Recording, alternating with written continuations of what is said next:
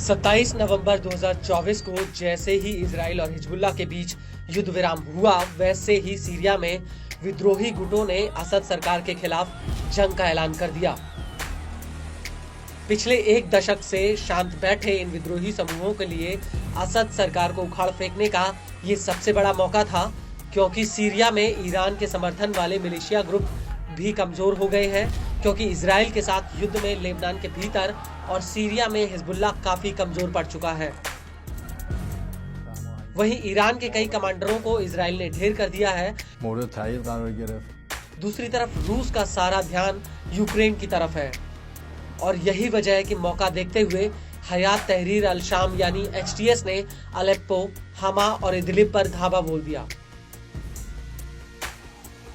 लेकिन अब सीरिया की लड़ाई एक ऐसी जंग की तरफ बढ़ रही है जहां पर खुद इस्लामिक गुटों में फूट पड़ चुकी है, क्योंकि तफरीकी संगठन HTS के समर्थन में है और इन दोनों को तुर्की पर्दे के पीछे से सपोर्ट कर रहा है। लेकिन ऐसा लगता है कि सीरिया की लड़ाई का दायरा और ज्यादा बढ़ सकता है।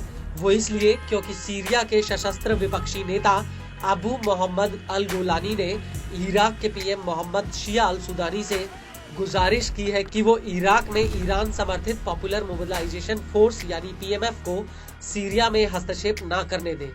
अल गोलानी ने बाकायदा एक वीडियो मैसेज भी जारी किया है जिसमें उन्होंने ये बात कही है।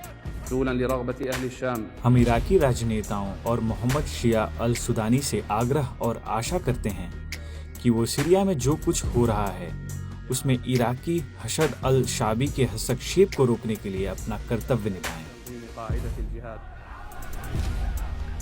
वहीं दूसरी तरफ इराक के मिलिशिया गुट PMF का कहना है कि उसने अभी तक सीरिया में अपने लड़ाकों को नहीं उतारा है और वो ऐसा अपनी सिर्फ टॉप लीडरशिप के कहने पर ही करेगा।